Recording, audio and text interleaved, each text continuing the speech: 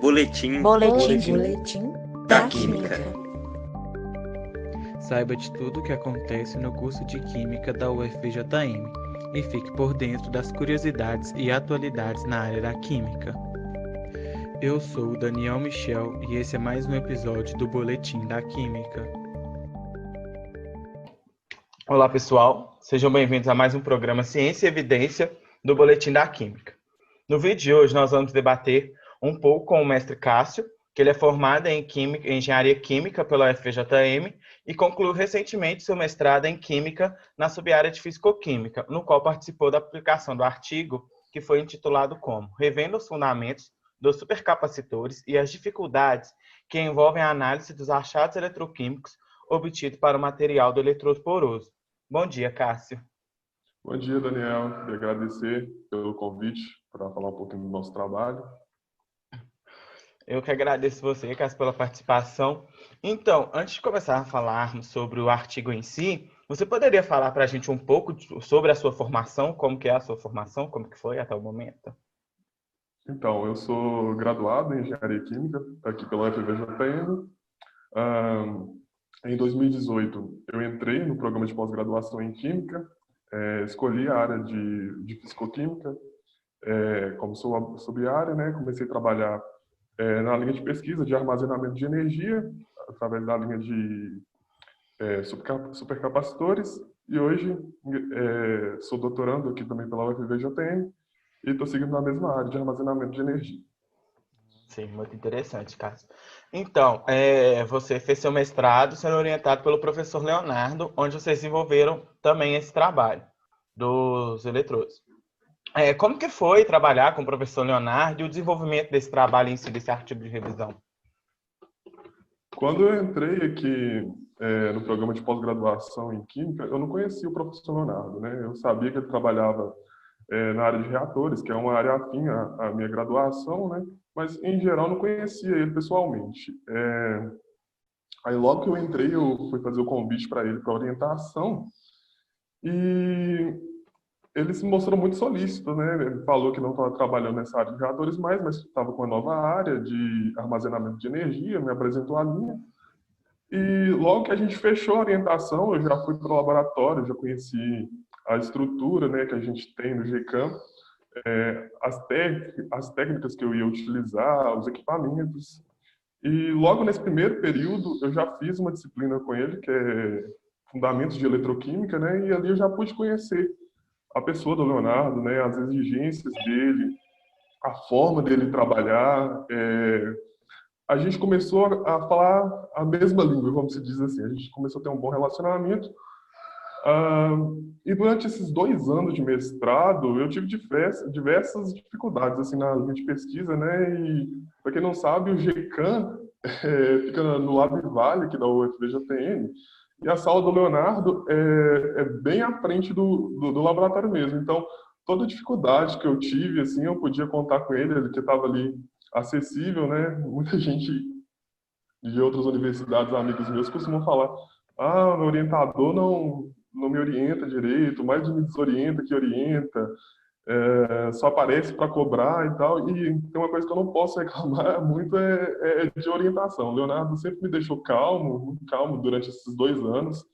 Foi muito gratificante trabalhar com o Leonardo. O Leonardo é uma pessoa que tem um vasto conhecimento assim, na área, não só na área de armazenamento de energia, mas como fisicoquímica em geral, né? E foi muito importante para a minha formação acadêmica, assim, trabalhar com uma pessoa como ele. Sim, entendo. Quando você começou a trabalhar com o Leonardo, você já havia realizado alguma iniciação científica antes? Já tinha um pouco de experiência dentro do laboratório, com essa área de pesquisa? Olha, como eu disse, eu tive algumas dificuldades durante esses 2 anos de mestrado, né? E grande parte dessas dificuldades foi porque eu não fiz iniciação científica, né? Durante a minha graduação, eu tive experiência em laboratório, nas disciplinas mesmo, né? Química orgânica, química geral, inorgânica, mas nada que me desse aquele traquejo necessário para ter uma rotina laboratorial legal, né? E o Leonardo, desde o primeiro momento, foi, foi bem compreensivo nessa situação, né? Eu nunca deixei nunca escondi esse lado que eu tinha dificuldade no laboratório, né? O primeiro dia que eu conversei com ele, eu falei assim, "Ó, professor, nunca fiz iniciação, vai ser um desafio para mim, também imagino que seja um desafio para o senhor. E graças a Deus deu muito certo, mas eu tive que correr atrás, né? Por isso que eu digo, para quem hoje eu tenho esse tipo de conversa, faça iniciação científica na sua graduação, porque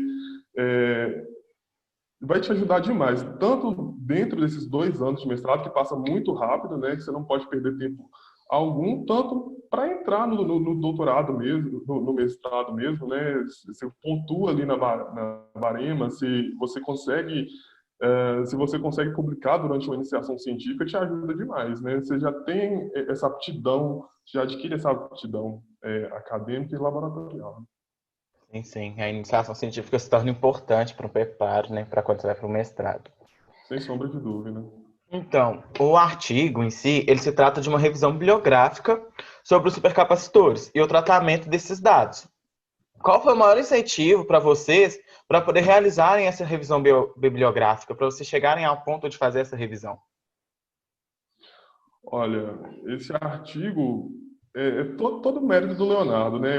Ele é revisor de várias revistas, tem esse conhecimento das dificuldades que as pessoas estavam tendo de caracterizar seus dispositivos e ele resolveu fazer essa espécie de bíblia, né? De boas práticas na caracterização de eletrodos, né? Muitas pessoas estavam caracterizando os seus dispositivos de maneira errônea, né? Hoje existem 2 grandes tipos assim de dispositivos de armazenamento de energia: as baterias e os supercapacitores, que são bem mais discutidos, né? E existia uma certa confusão, uma certa mistura dos materiais eletroquimicamente ativos, né?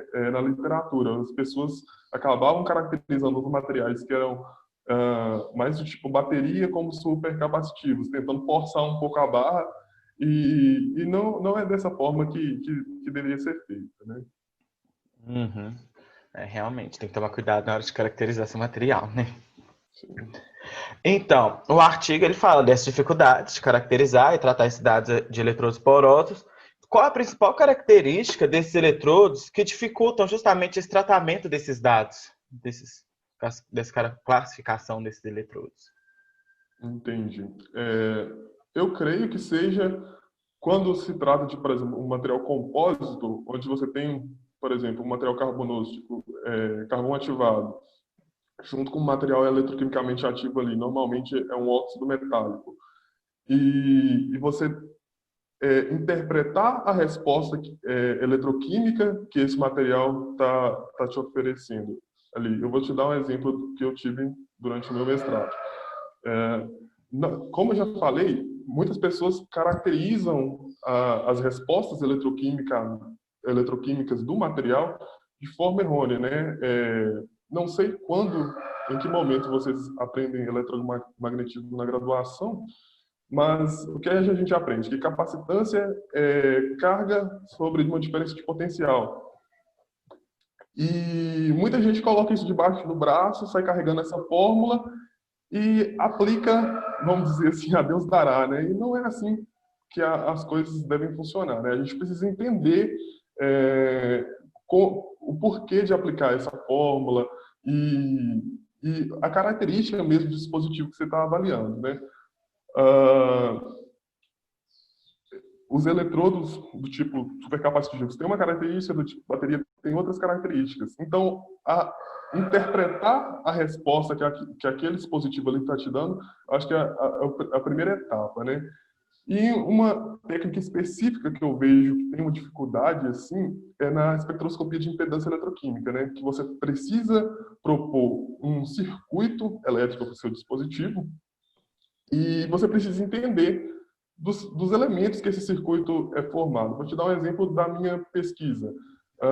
Eu estava simulando meus dispositivos com um circuito simples do tipo RCE, uma resistência em série com um capacitor, né? Em conversas com o Leonardo, eu já pude expandir esse conceito, né? Que talvez as respostas eletroquímicas que eu estava tendo com essa técnica se adequasse a um modelo, outro modelo, né? Ele me propôs outro modelo, onde que eu saí de um sistema de 2 variáveis, né, que é o sistema RC, para um sistema de 9 variáveis. Então, a gente precisa começar a entender melhor as respostas que o sistema ali mesmo está te mostrando, né? Não é simplesmente pegar uma fórmula ou pegar uma coisa que já está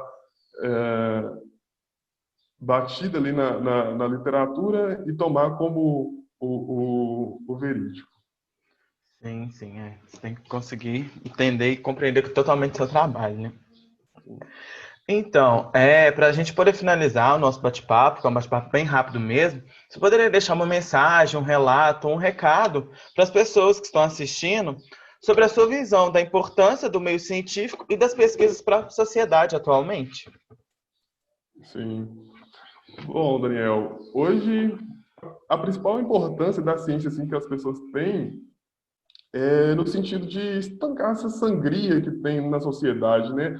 A sociedade tem uma demanda, aí coloca no cientista a obrigação de conseguir resolver esses problemas. É uma grande importância da ciência esses avanços, né? Hoje a gente vive tempos de pandemia que exige uma pressão, né, para se conseguir uma vacina, meios rápidos e eficazes de identificação de vírus, controle de disseminação. No meu caso, os supercapacitores são aplicáveis à obtenção de uma energia renovável, né, através de geração de eletricidade através de, por exemplo, energia eólica, energia solar. E só que a gente precisa um pouco parar de segmentar a ciência como apenas uma aplicação assim de obtenção de lucro, de obtenção de uma solução imediata de um problema, sabe?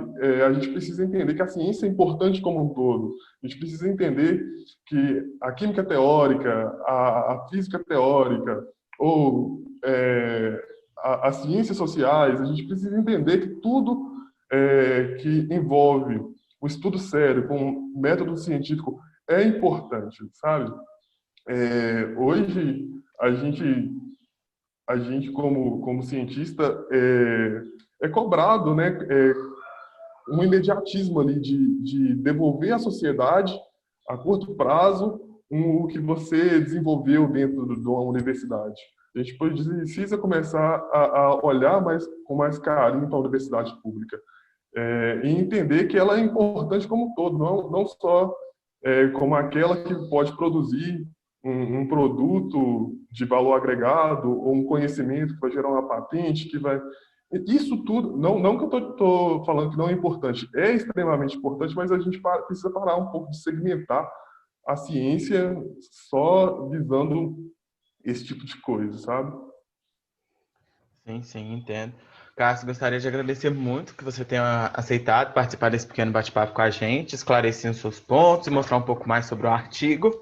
Eu gostaria de pedir a todos que estão nos assistindo para poder se inscreverem no canal, deixar seu like, seguir a gente nas nossas redes sociais, que vão estar aparecendo aí na tela. E muito obrigado, Cássio, muito obrigado. Eu que agradeço a oportunidade de falar um pouquinho do meu trabalho. Muito obrigado, até mais. Até.